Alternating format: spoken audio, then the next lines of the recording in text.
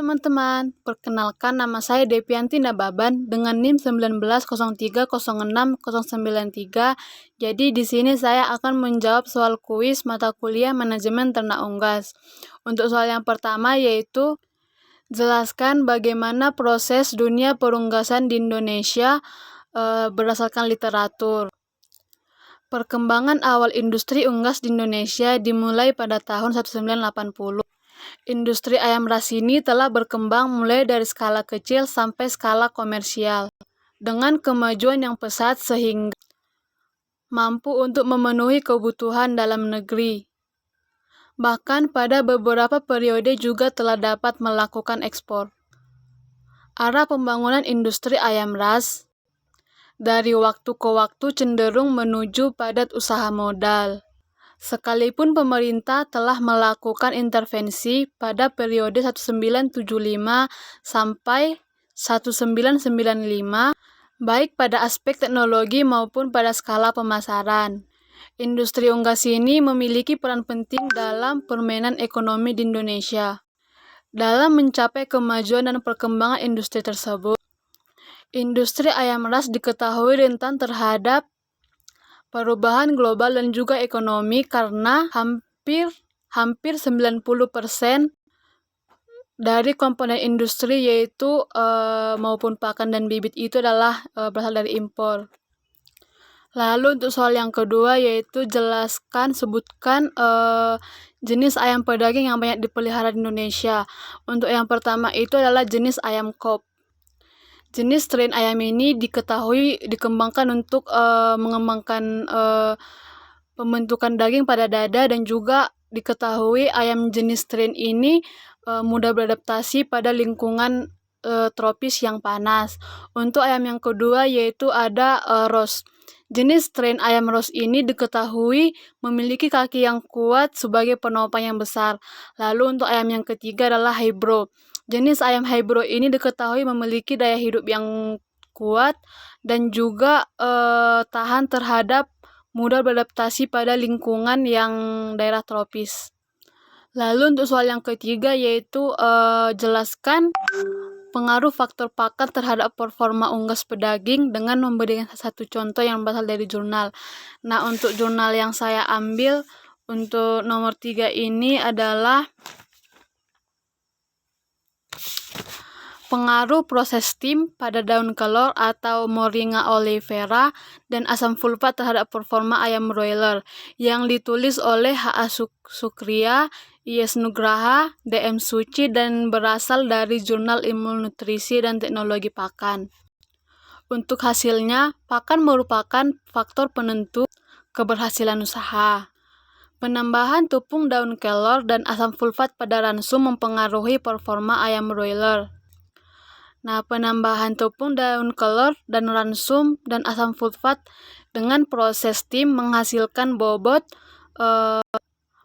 badan akhir lebih rendah dibandingkan dengan perlakuan tanpa steam. Nah, jenis dan waktu pemberian pakan pada ayam broiler ini sama-sama memberikan respon yang sama baik terhadap semua parameter yang diamati. Lalu lanjut soal yang nomor 4 yaitu berapakah rekomendasi kebutuhan pakan dan minuman yang dapat diberikan pada ternak unggas pedaging. Nah, di sini dibuat untuk umur 1 sampai 7 hari itu dapat diberikan dengan sebanyak 13 gram per hari untuk 1 ekor.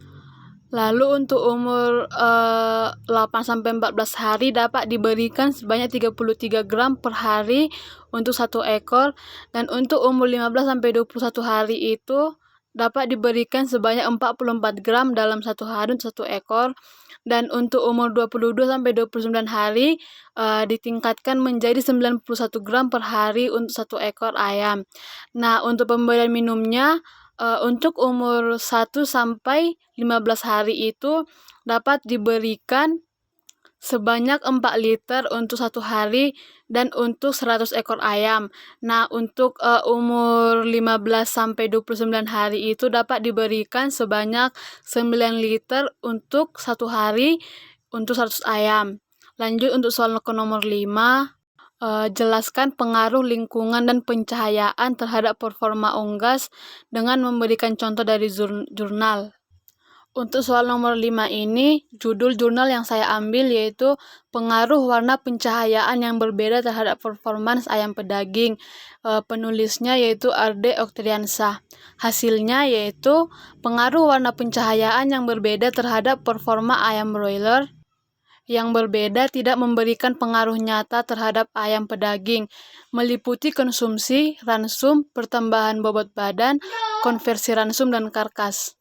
Lanjut untuk soal nomor 6 yaitu menjelaskan manajemen apa saja yang harus dipersiapkan pada periode finisher.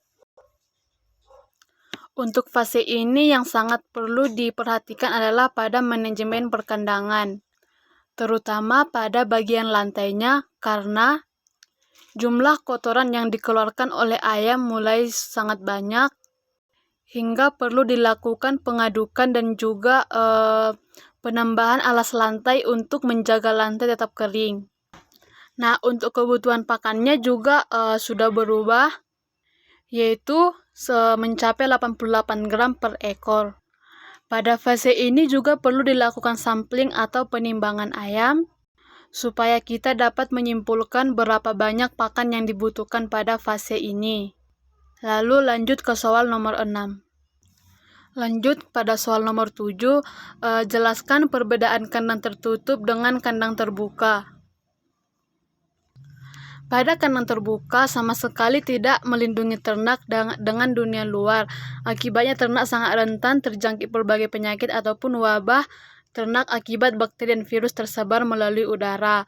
Dan kandang tertutup itu diketahui menawarkan higienitas yang tingkat tinggi dan ternak terbebas dari kontak dengan dunia luar dan artinya bebas dari segala ancaman penyakit. Nah, penggunaan kandang tertutup ini juga akan mengatasi efek kenaikan dan fluktuatif suhu lingkungan yang adanya kipas dan cooling padanya akan mampu memodifikasi suhu dan kelembapan udara di dalam kandang sehingga nyaman untuk pertumbuhan ayam. Nah, jadi yang paling bagus untuk ternak itu adalah kandang tertutup. Lalu soal selanjutnya yaitu pengaruh yang ditimbulkan oleh penyakit terhadap produktivitas ternak unggas. Jurnal yang saya ambil yaitu diagnosis penyakit unggas dengan metode serta ini faktor yang ditulis oleh Siti Rohajawati dan juga Rina Supriyati. Hasil dari jurnal ini adalah diketahui salah satu permasalahan industri unggas adalah penyebaran penyakit yang berpotensi menular melalui rantai pasok. Nah, banyaknya penanggulangan penyakit sehingga sulit mencapai hasil diinginkan. Isolasi peternakan daerah bebas penyakit masih sulit dilakukan. Juga kesadaran untuk peternak untuk mengontrol ternaknya itu masih sangat sedikit.